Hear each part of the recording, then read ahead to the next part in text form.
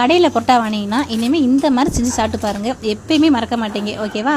2 சால்னா கடையில் கொடுப்பாங்க, கேட்டு வாங்க. இல்லைனா 1 சால்னா கொடுத்து ஏமாற்றிடுவாங்க. 2 சால்னாவும் பாக்ஸில் ஊற்றி வச்சுட்டு 2 முட்டை எடுத்துக்கோங்க. 2 முட்டை உடச்சி ஊற்றி இதில் ஊற்றி நல்லா கலக்கிக்கோங்க. எவ்வளோ நல்லா கலக்க முடியுமோ அவ்வளோ நல்லா கலக்கிக்கோங்க. அந்த சால்னாவோட சேர்த்து ஊற்றி நல்லா கலக்கினதுக்கு அப்புறம் அந்த புரோட்டா இருக்குது பார்த்தீங்களா, புரோட்டாவை எடுத்து முழுசாக உள்ளே போட்டு முக்கி எடுத்துக்கோங்க. எவ்வளோ அழகாக நல்லா முழுசாக முங்குற அளவுக்கு முக்கணுங்க.